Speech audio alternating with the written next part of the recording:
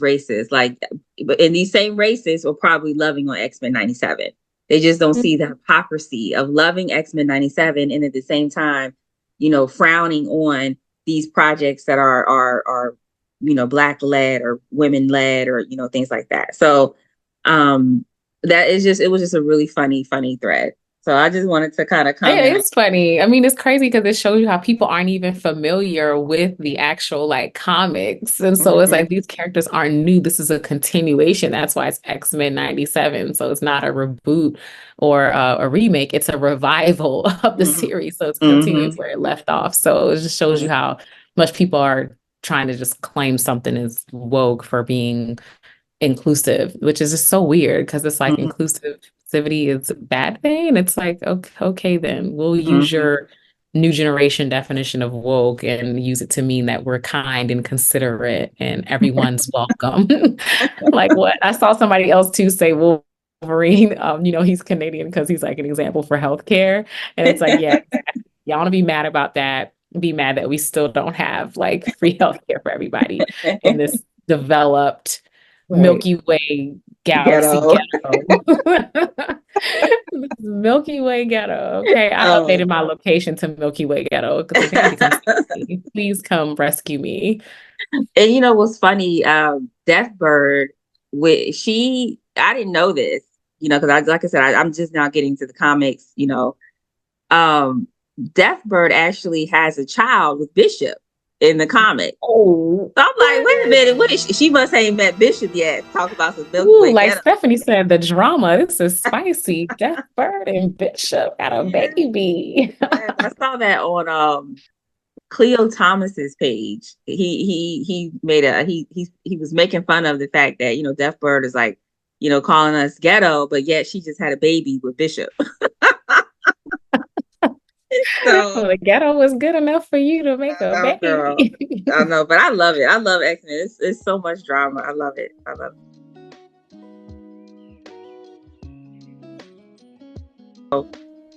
You want to get into the casting of Storm? You want to talk about that? Oh, yes, yes, yes, yes. They better not disappoint us. Okay. I just it's like we all know, yeah, we won't even go there yet to the previous ones, I don't think. But I for sure am a fan of the fan casting. I love the choices. For once, I'm like, okay, fans actually came through. We got it right. But I'm Mhm. gonna go with Deb. I'm gonna go with Deborah because she a baddie, and I've seen her performance. I don't know if you've seen them again, horror fan, super Mhm. horror fan. I'm her fan. I'm gonna put Deb for Storm. Like she is Ororo. She would kill this role. No Mhm. crumbs. Completely will eat it up. So Mhm. I don't know who you're going with, but that's who I'm feeling for out of everybody there. With a second to be I think Sky P. Marshall. I think she was in Black Lightning. So, which is, DC. So, but we've seen a few people cross over. Halle Berry was both DC and Marvel between Storm and Catwoman. So maybe we'll see that with Sky P. Marshall. She'd be my second choice, but definitely Deborah. So I don't know who you got. Who you thinking? Um, I think those are two really good choices. I'm not familiar with Sky because I think I stopped watching Black Lightning like after the first season. But um I think it should be, I mean, I think with Storm's heritage, like in her background in the comics, I think she Mm, can be played by African American or an African yeah. actress. So another choice that I thought was really good was Jodie Turner Smith. Um, Deborah, I don't know how to say her last name, but Deborah is also a good choice. Someone else mentioned DeWanda Wise. Like, Mm. even though I don't really picture her as Storm, I do. I like her in the roles that she's played. I feel like she could make a good Storm as well. But when it comes to like looks, I think Jodie and Sky have that exotic look. Sky That does. Yeah. yeah, yeah. And she Um, had her action scenes. If you saw her episodes in Black Lightning, absolutely. She also will have the action and the talent to me mhm, comparable to Deborah. So I would go, that's what I would go either one of them. mhm, But definitely, yeah, yeah, yeah. I'm just yeah, like I'm biased because I saw Deborah in them and you know how much I love horror, but yeah. that's why I said I would go with Sky. Yeah, Second. I'm curious to see who they because I know they're already talking about if they haven't already cast her, they are thinking about Mhm. casting her because Oh, okay. yeah, I'm because we don't have any news about the X-Men films, but I'm sure they with X-Men 97 and then with the end credit scene after the Marvels, it's coming. It's coming. So I hope that they do the right thing and cast Yeah. a chocolate colored actress because you know Hollywood we know has a history of whitewashing and also has a Mhm. history of colorism. So I wanted to talk a little bit about whitewashing and what that really was, and then colorism and what that is. Mhm. Mhm. You know, We've seen it with Asian Americans too, with white actresses playing Asian women. And what mm-hmm, is that about? But yeah, mm-hmm, no. mm-hmm, And it's yellow face, as much as we say black face as well, that's, yeah, it's just mm-hmm, uncalled for. There's so many talented Asian American actors, just like there are black ones. Why mm-hmm, would you even do that? mm-hmm. And two examples I found in the super since we are talking about comics in Doctor Strange, they hired Tilda Swinton to play the Mm, Ancient One, but in the comics, it was an Asian character named Kamar Taj, and excuse me, it was a man from the fictional region of Kamar Taj, which is an area in the Himalayas. So mm, obviously, that actor should have been Asian. yeah. um, and then another example in the Avengers Age of Ultron, Elizabeth Olsen and Aaron Taylor Johnson play the twins, Scarlet Witch and Quicksilver. But in the comics, they are actually of Roma descent. So Wow. again, an example of whitewashing, you know, for And the it's and just the it's idea, the same new. This is thing. I relatively mean, new. right. I mean, it's similar to what everybody's been talking about. I'm a Gamecock, and so we just won the national championship. And so everybody was talking about what people are calling the Caitlin Clark effect and saying how we don't need white women to make this sport marketable. Like there's been many brilliant Black women and other, women of color athletes well before Caitlin Clark. There's no Caitlin Clark effect. Like we don't need white women to make something marketable, that Black people are marketable. Like we don't have, and it's everybody's talking about just the face and having people don't talk about whiteness and how just having her face on this, she's now this sweet all-American, girl. And so it's this idea that we must change this, the ancient one. We got to change the people of Roma descent to make it more palatable and marketable to who? To white people, because we're centering whiteness and not thinking that, oh, this is also marketable and will sell. So it's Mhm. just sad when you talk about whitewashing and that is still a thing in 2024. That's why I said I really hope Marvel doesn't let us down and gets this right because, like you Mhm. said, we're seeing it coming, we're thinking it's coming, and it's like y'all got one chance. Do Mhm. not fumble this, Marvel. Yeah, they got one chance. And if I see a light skinned actress play um Storm, I will be well, I'll wait till it comes out on Disney Plus. I will not be supporting it because you they Marvel, they everyone knows how important Storm is to us. It has been Storm's story for the most part has been written by white men. Hmm. As of recently, Storm has been able to be written by white women, black men, but never of from never a black woman has we've never seen a black woman write for Storm. And I didn't realize that until Kira from Roomful of Blurs actually mentioned that, and I was like, oh my gosh, that's actually That's true. crazy. um, and so colorism is some similar to whitewashing, but basically hiring lighter skinned black people to play Yeah. darker darker skinned Yeah. characters. So we Rue saw in the Hunger that. Games, like that was so controversial. Rue was played Mm-hmm, by Amanda Steinberg, I think is her mm-hmm, name. In the books, this is why we talk about the importance of people knowing books and comic books as well. They were all like bronze skin and dark skinned people. The district was dark skinned people. mm-hmm, Amanda is not dark skin, like mm-hmm, Storm. This is mm-hmm, specifically chocolate skin, mm-hmm. chocolate. And in the original comics, she was the first time she appeared, she was chocolate skin. She's our color. or darker. She wasn't of mixed race. She was a black woman. Mhm. So from I pulled this from this blog called Mary Sue. It said Halle Berry was cast as Storm in the first X-Men film, and if you speak to any black person about that choice, even ones who didn't care about comics, they will tell you it was because Halle was a black female celebrity at the time.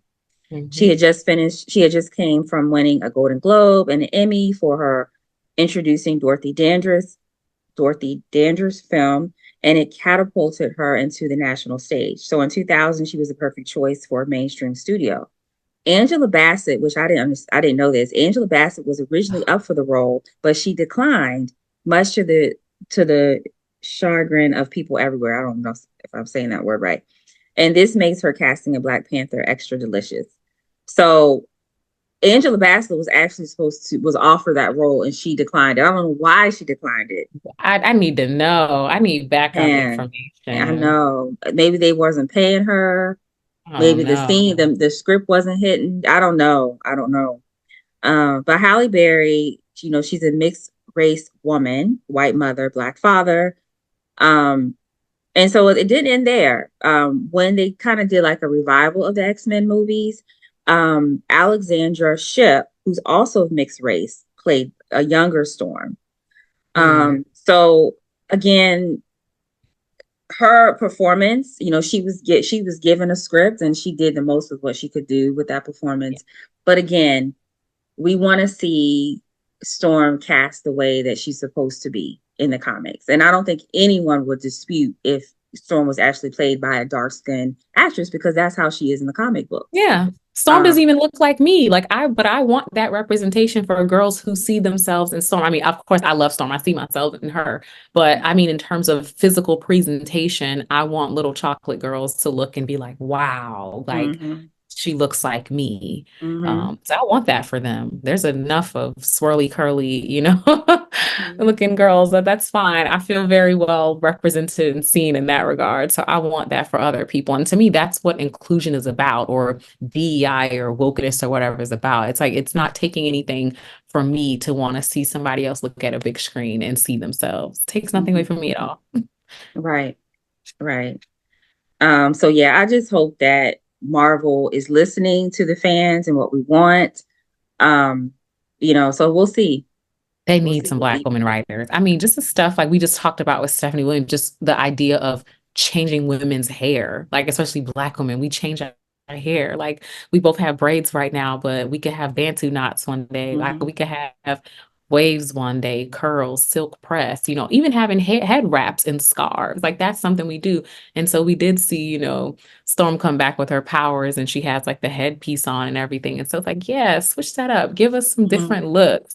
hmm Like this Right. is, the Aurora Monroe. We should be hmm having different hairstyles and headpieces and wraps. I want some bamboo hoops almost. I hmm need I some, want her in door braids. I want to see knockers. her in braids. I want to see when they go on their missions. I want to see her with her braids. Because whenever we Right. go somewhere, we have braids. Like when we go on vacation, we're gonna get braids. When we about to have a long few weeks, we get some Mhm. braids. When we about to have a baby, we get our braids.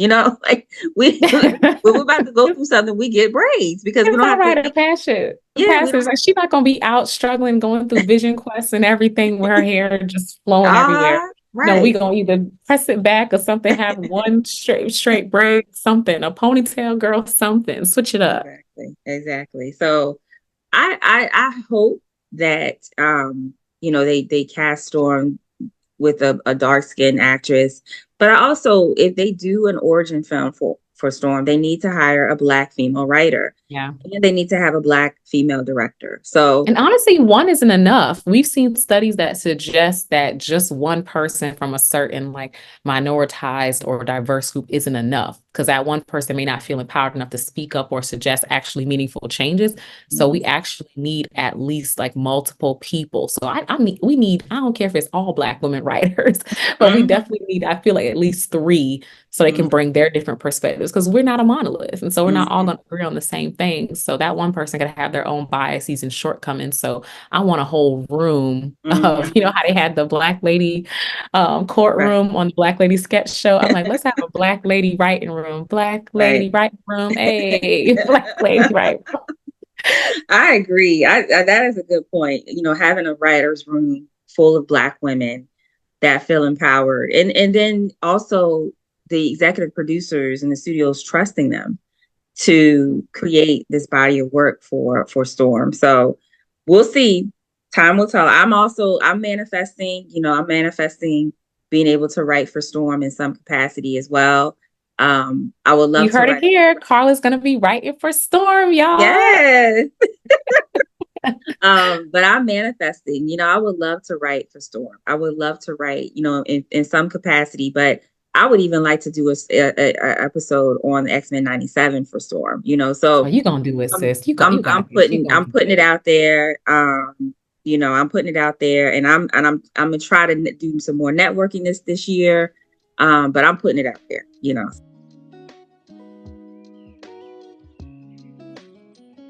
so.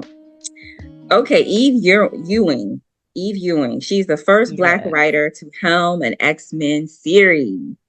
When I So, saw that, I'm telling you, I immediately was like, "Who's that girl?" da, da, da, da, da, da, da, da. Eve, that girl. I was like, "Yes, Eve, yes," because it's a moment for us, for all of us. Like I'm telling you, I was so hyped. I was on everybody post that was posting it.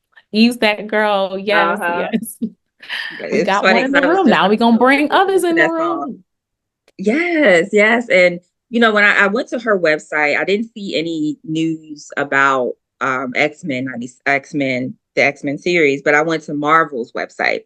So, she says long-time fans of Kitty Pryde can count on the kinds of adventures you expect from her as a classic favorite, while I hope new and old readers alike will get to know this all-new team of young mutants. Kitty, the one-time kid sister figure of the X-Men, has to reckon with her own memories, good and bad, of being a child of Xavier as she navigates a role as leader and mentor for a new generation of mutants who are trying to make their way in a time of crisis. So, and I hope that for some 13 or 14-year-old readers, this might be the first comic book they pick up. So I'm looking forward to it. I'm looking forward to it. Oh, I wish we could get her on the pod because I'm telling you. So she's also an academic. That's what I'm saying. It's a lot of us Black academics that are nerds. Mm-hmm. So I'm, Yeah. I'm telling you, she's doing a lot. She teaches on race and diaspora as well. So I think she could come definitely on here to talk about, health and culture and comics. That's in alignment, right, with Ororo comics. So Mm-hmm.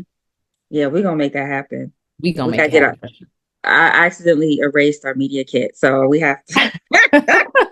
You just send me the your bio one more time so I can put it in there. And then we're We gonna are start gonna sending that get media her. kit I'm out. telling you, we We're gonna gonna get her start on sending it. here. Yeah, we're gonna start sending our media kit out, okay, and lining up our people. X-Men 97. So did you get a chance to see episode 6? The Empress, Lilandra Niramani, and her royal consort. Your man speaks as if I am your pet. Not an entirely displeasing thought. Hush now, beloved. You may bark later.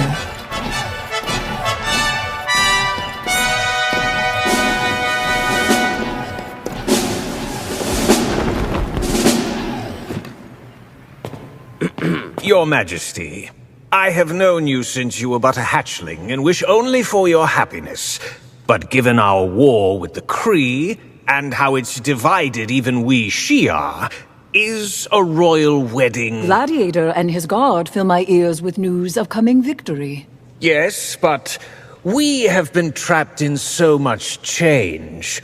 Some yearn for the stable comfort of what is familiar, for sameness. Araki sugars his words, my sister.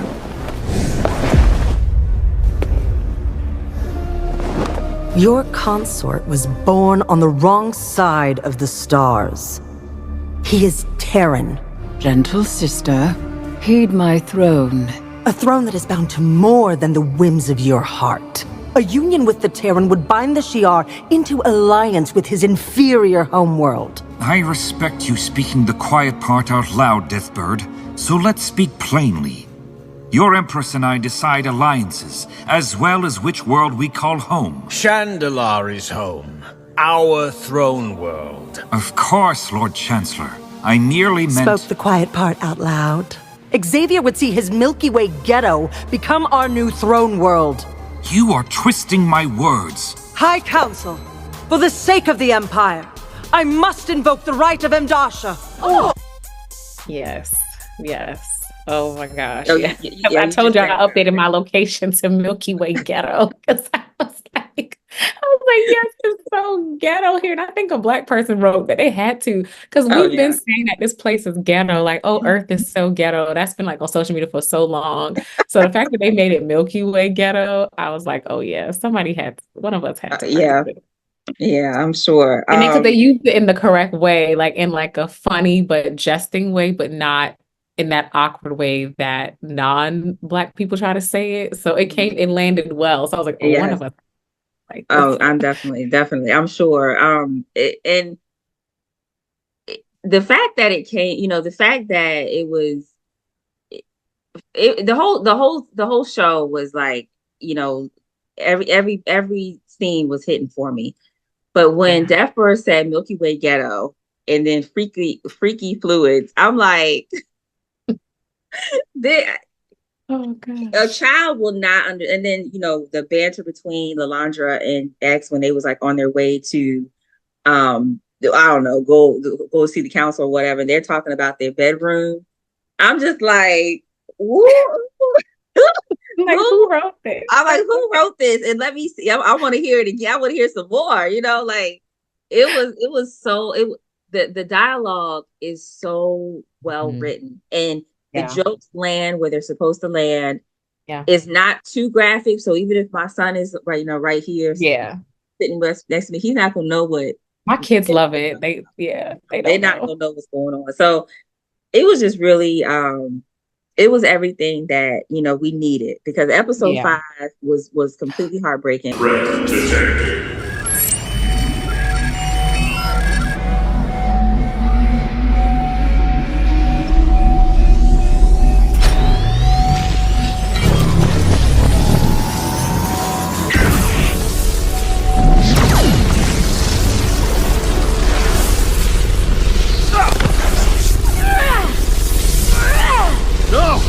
Too dangerous, dear!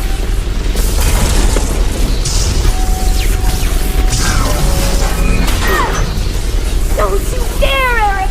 You hear me? He's trying to protect us, Rogue!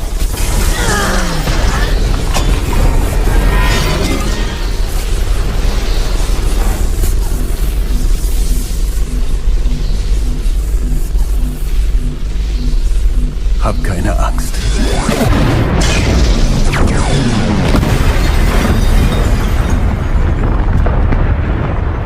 Omega threat eliminated.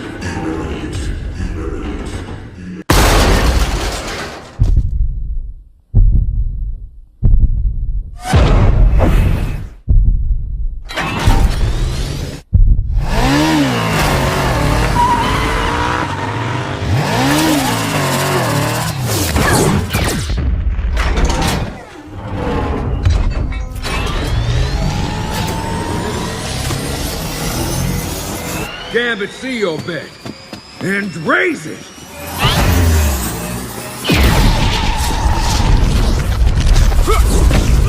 But the cards always be in my favor.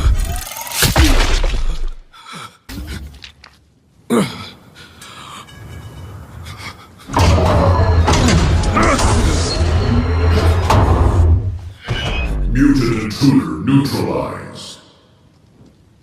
The name's Gambit, mon ami.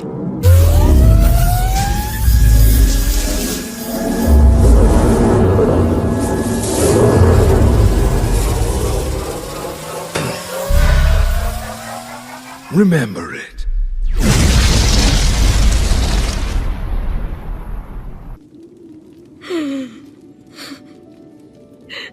Sugar.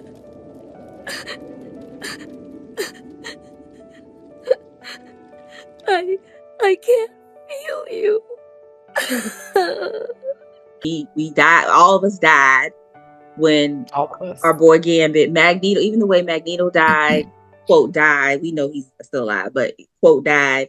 So maybe he's not. Maybe that he is gone for this season, but I know he's coming back.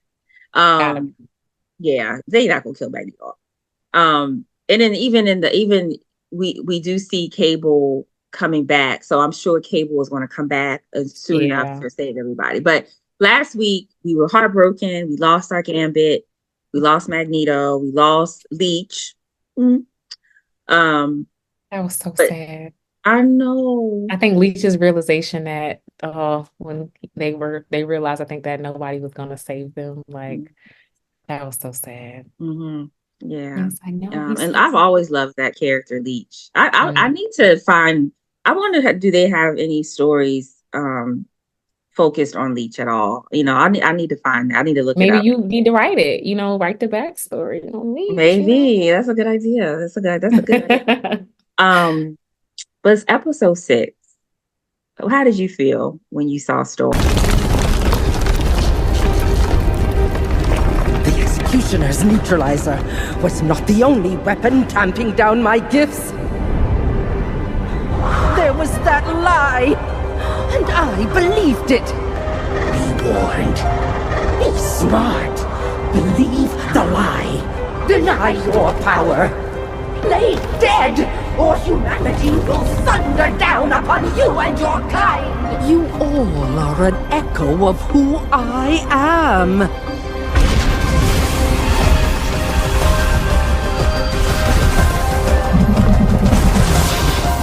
So let them thunder, for I am lightning! The moment, I mean, I think obviously the Black woman, the hair moment was everything. It was like, okay, finally we get a hair change, because we were good at changing our hair. And then the let them thunder, for I am lightning. I was like, yeah. Storm get her powers back the same day I get my powers back. I done left my job. Like, no, son. Like, let them thunder, for I am lightning. Like, do you know who I am? I got my power back. I'm with the midriff showing, you know, the nice boobs. Like, she's like, I'm letting y'all know we got a whole costume change. Like, I've been renewed. I done got my vision. I done got my energy back. Like, y'all about to feel this.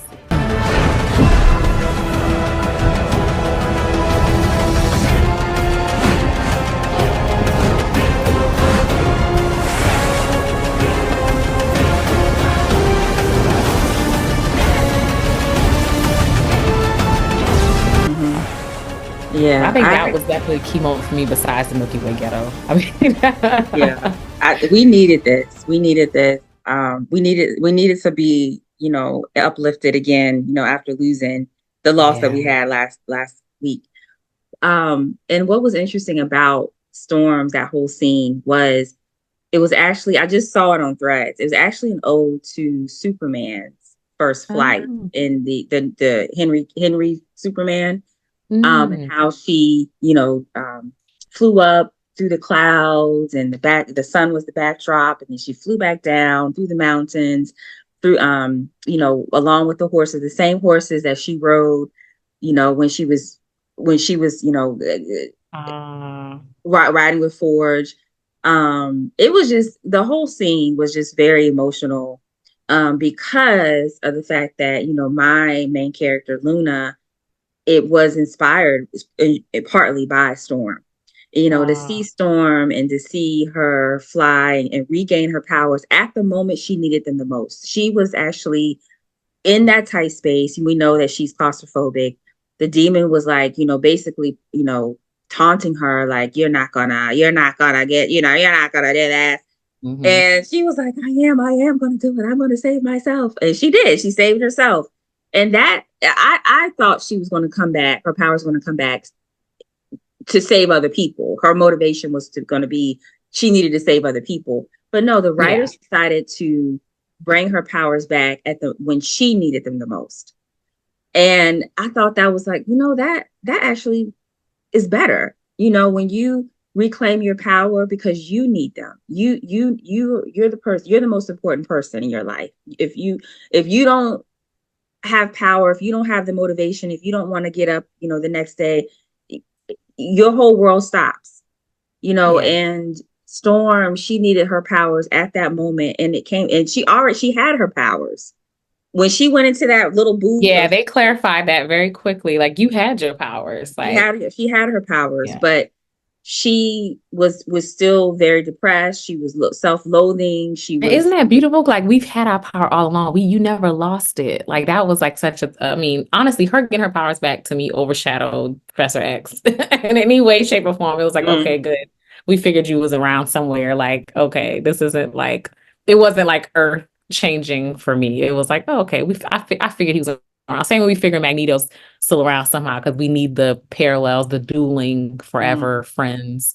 So I think it's interesting where they're going to go with that. I don't really know how much it's going to add for me right now. Like, how do you feel about that? About him being back and I guess getting married or whatever? I knew he was not dead, because he's far too powerful to be dead. Like, and I forgot how the series ended last time, but I think Lalandra did save him. So that's why he ended up there. But I got knew his he legs wasn't going and everything. I think he has like robotic or special legs. So hooray for medicine and health and some medical engineering that he has, And he need to bring him down. He need to bring it down to Earth with him. Don't leave him up there. Bring him down here so you can wear him down here. Well, he said he living peaceful, so why would he come back to this again? This is Milky Way ghetto. We keep coming back to the Milky Way ghetto. I know. But he's coming back because he saw what was going on. Probably he saw with Genosha. Yeah. Because he been in peace, he in love. My man doing well. So he's like, I'm not, but maybe, yeah. I mean, honestly, it would show, especially if Magneto is in fact dead, then maybe he will be coming to avenge his friend who took up the mantle to, everything that was in his will and everything, and lead the school, and then he dies in battle defending mutants. I mean, you kind of have to come back after that. So yeah, wonder what his fiance gonna say though. I know she not happy. We ain't moving to this ghetto. I can't turn my back on my X-Men, and she was like, "Oh, that's all I've done for you." So I gave you legs. I gave you. I hope she comes with him. I hope she comes with him, but we'll see. And I don't. That storyline, I have not read. I've read like solo issues, but not issues here and there. But I haven't read the whole storyline, so I'm really curious to see how this turns out. So let's see. Did we do we talk about Good Times? We talked about Good Times last week, right? I think we did. Oh my goodness. That thing is, I haven't even looked at it yet. I don't know. You have, bless you. Okay, so we did talk about Good Times, but I found a post on Instagram, and I wanted to read the comments about they was saying about the cartoon. So I did see the first episode. Of course, I hated it. It was a no for me. It was every stereotype you can possibly create. People talking to roaches, dirty mattresses, flies, the baby dealing drugs, bumbling rappers, drive-bys, women calling themselves out their names. It was one punch, gut punch after another. So but I did watch the one full episode, but that's it for me. I'm not doing nothing else. But I wanted to share the comments that people were making about the show. Okay. So one person said the worst place for a Black man is to be in a white man's imagination. Yeah. Everybody go to Netflix and put a thumbs down. Somebody said, what WTF does this got to do with Good Times? They're diminishing something that was held in high regard. I feel like I'm gonna get Mississippi burning level mad. Let's see. Wonder Years The Wonder Years was canceled because they enjoy seeing shows like this instead. Yeah, The Wonder Years was canceled. That was a really good show. Saw the trailer. That was enough. Boycotting it. It's mockery and exploitation. Remove the name. Call it whatever the hell you want, but do not call it Good Times. James being in the shower singing with the roaches was crazy. Turned it right off. So this, I don't know. Like I was talking about this with someone else earlier. I don't know what Netflix was thinking, but I don't even know what the actors who were involved in this was thinking as well.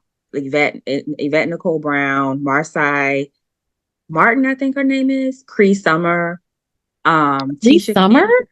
Cree Summer's in it. Tisha Campbell is in it. I'm like, what were you thinking? This like is so very confusing to me. Everybody you just named, I'm very confused. But I knew Yvette Nicole Brown. I did not know Cree Summer because she's iconic. She's voiced, been a voice actress for years. So the idea that she's back and Marcy Martin, I give her a little sort of pass, but she's much, much younger than other people you just mentioned. Yeah, even Tisha Campbell. I mean, no, like this is even kind of like crass even for her. Like that's very shocking. Wow. Yeah, I'm just discouraging because they can use that to make a case. And like I told you, I think Yvette Nicole Brown's been defending it on social media. And I even hate to admit that I know the person in charge of this at Netflix personally. So yeah, that's kind of embarrassing. They're like family. I have yet to question them about it. I have many questions, but we'll definitely be together this summer. Yeah. Maybe we should bring them on. You don't have to say their name, but I definitely would love to send some questions as well. Every other choice they've made, we'll usually like message them and talk to them and be like, yeah, this is great. You've been doing some good stuff. And this is the first time where I'm like, bro, what is this? What is happening? What is this? Yeah, I would definitely want to see. I want to hear that conversation when you get a chance to talk to them. I'll keep you posted because it's reminding me. Wait, I know this person. I need to talk to them. Yeah. Oh my gosh. So also Corny Jokes. I want to just share some corny jokes. I know you're a fan of corny jokes, just like me. So I belong to this Facebook group called Melanated Readers. Or Black female melanated. I forget what it's called, but it's a huge group. Melanated Girls Read. That's what it's called. Ooh. And this one poster started a thing. I dated a vegetarian and he dogged me out. So we all supposed to kind of say who we dated and what they did to us, right? So I said I dated a butcher and he just didn't cut it. And another one says I dated a plumber and he couldn't lay pipe. I dated a mime. He never had much to say. I dated a gastroenterologist. He was full of. Oh my goodness. I dated an accountant, but things never added up. I dated a soldier. He couldn't stand attention. Oh my goodness. I dated a mechanic and he totally turned me off. More. I dated. Oh Lord, I can't read that one. I dated a photographer and still got left out of the picture. Oh my goodness.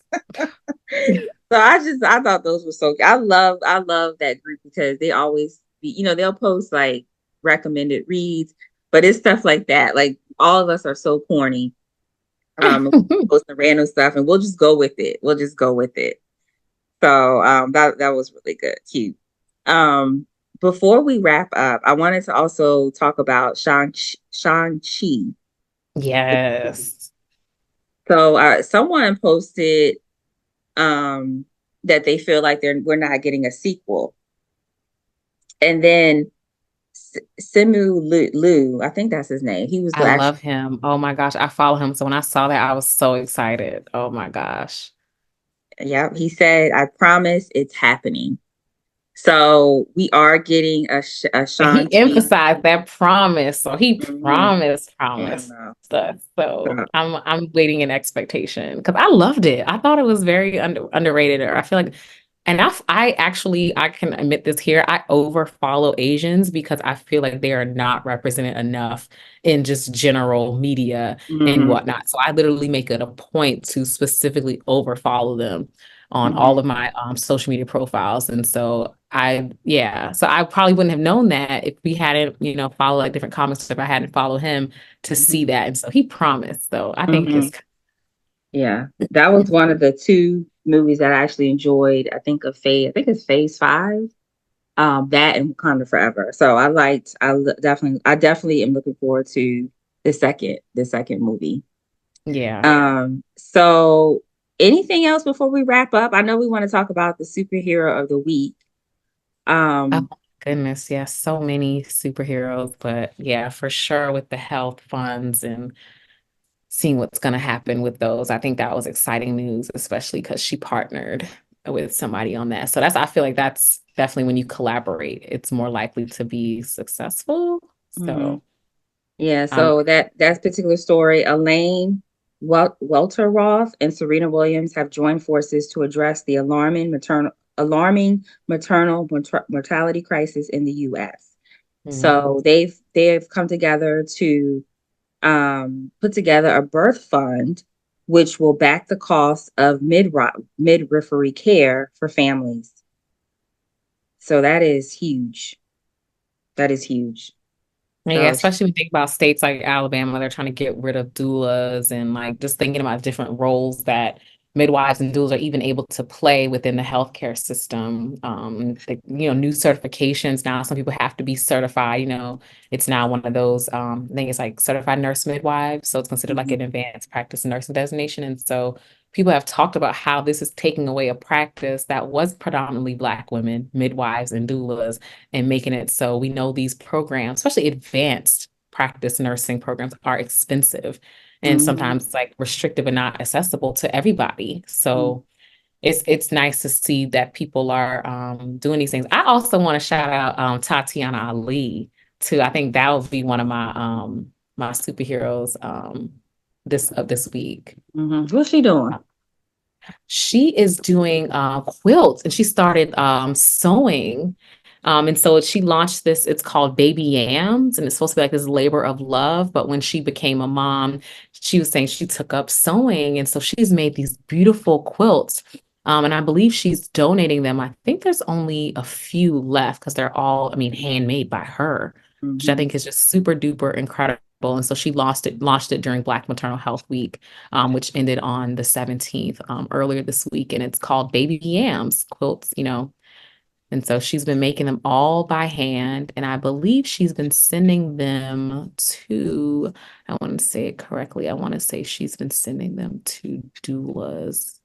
Yeah, she said after finding a midwife for her first pregnancy through the reproductive justice community, Ali was moved to donate all proceeds from her limited edition quilt line to birth workers, uniquely positioned to give our families the care we need. So just as birth workers, so that could be inclusive of doulas and midwives.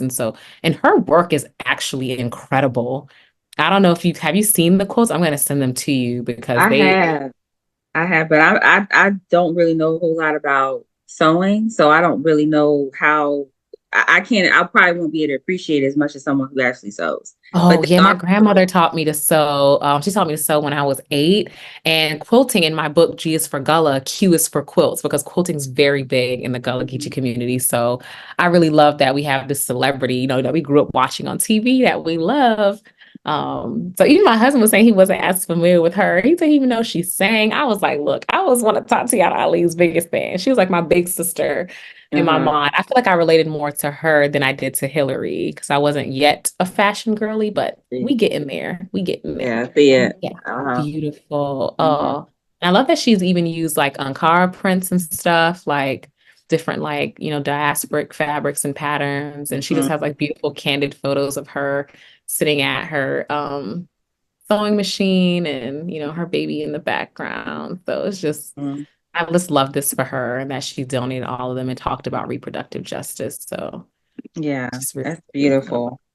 Beautiful. I'm gonna post when I edit this. Well, I don't know if I'll be editing or your friend, but Oh yeah, I'll reach out to you. I'm gonna add this to the folder to add to the podcast video. It's really, I like it, and it's so beautiful. It reminds me of in hospice. Sometimes I do some hospice hours, and we'll give out. There's a nurse that every holiday season she'll give out the blankets that she makes to our hospice patients. So and some of our patients don't have any family, so she'll lay the blanket on their bed, and and it's just kind of a gesture that someone's here for you. So that is beautiful. So yeah, so Serena Williams and Tatiana Ali are our superheroes of the week. Yeah.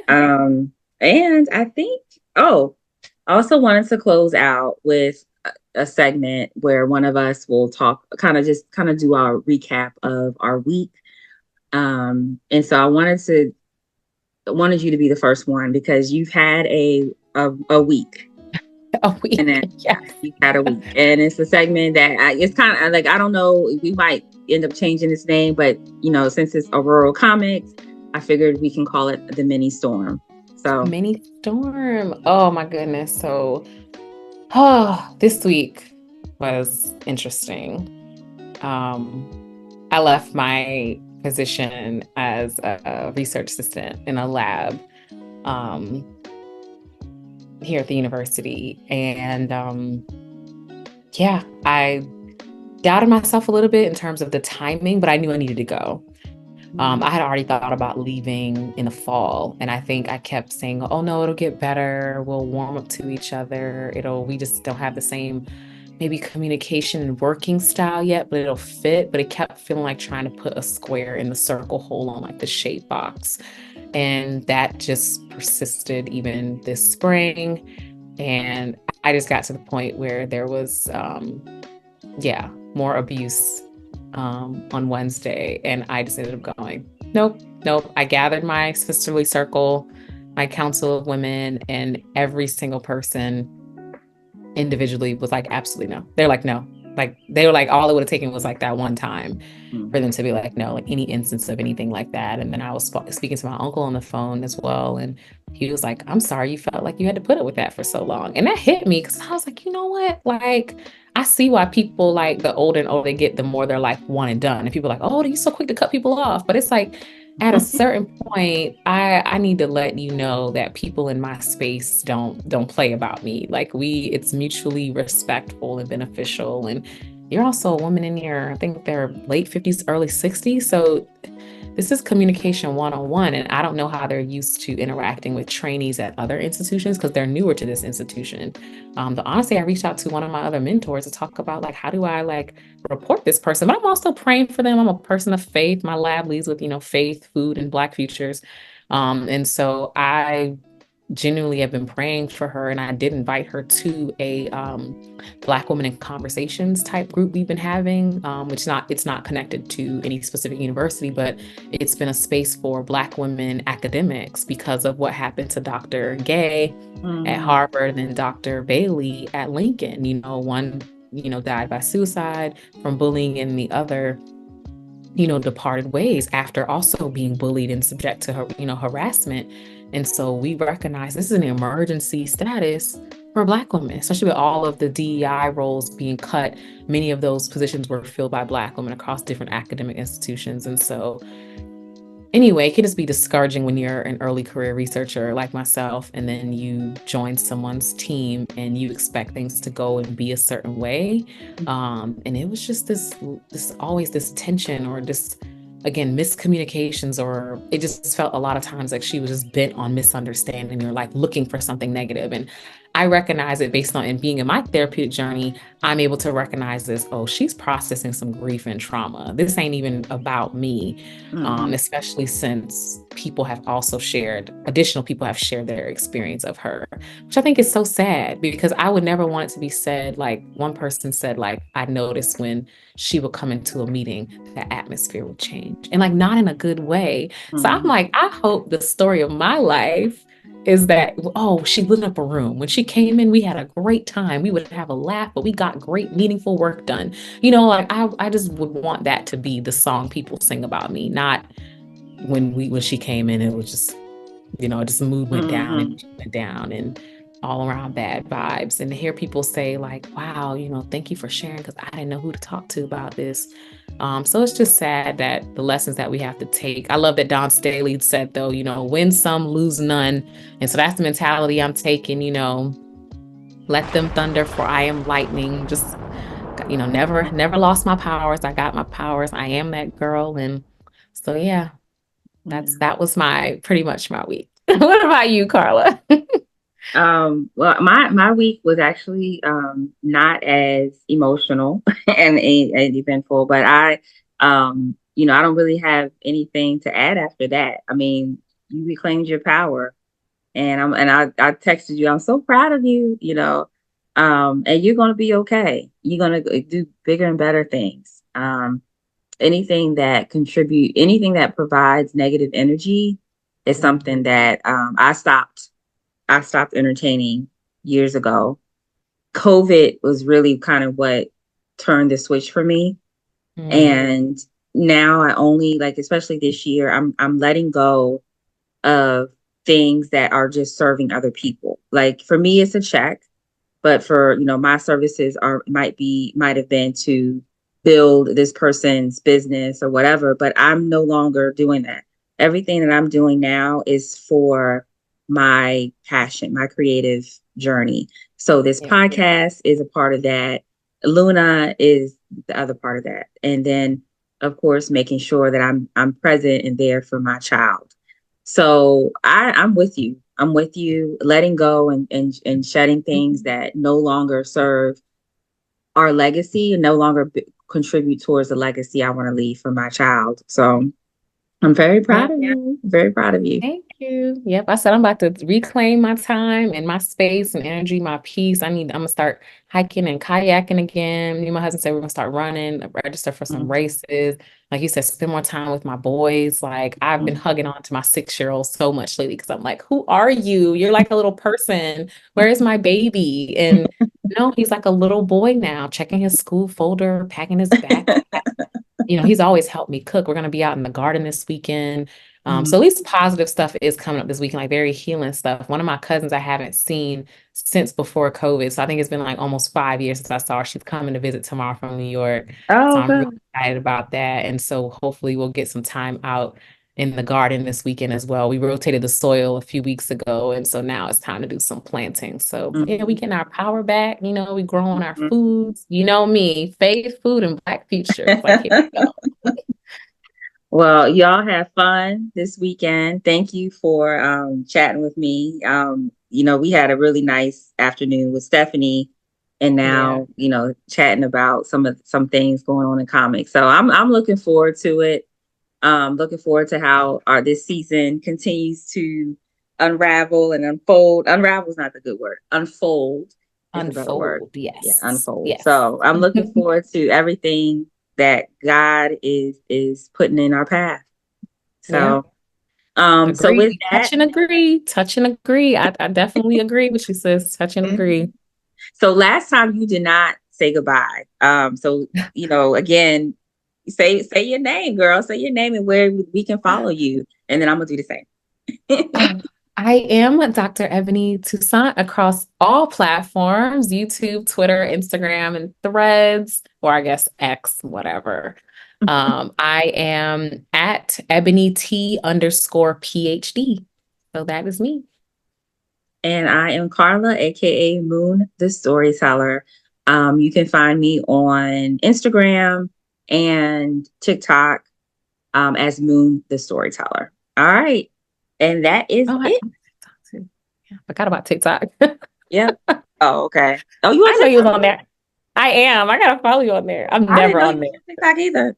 I haven't been on TikTok in over a year. I haven't posted anything literally over a year. Oh, that's about to change, honey. Because once we get these things, these pods edited and clipped. See, look at God. It was timing. It was this is an alignment. Because I was like, what am I going to use this for? I was like, I don't really have a purpose for this platform. So I did a few of the cute stuff, early on 2020, 2021, but Mm-hmm. it fell off. All right, girl. Well, as soon as I'm gonna press N and then we done. We're done. So I will upload this to the folder. Okay. I think And Emily said she'll show me next week how to do some of the editing because I think she said I can even use what I have on my MacBook. So okay. All right. And I can edit videos too, but it's very time consuming. She did tell me she can show me how to add stuff to it as well, like the stuff you're talking about, like music or pictures or things like that. So Okay. yeah, All right. she said she does a lot of our stuff for our institute. So we're good friends. So we'll probably be hanging out together over the next 2 weeks. So good. And I wanted to talk to you about, obviously this part. Let me pause this recording. Oh, what the way.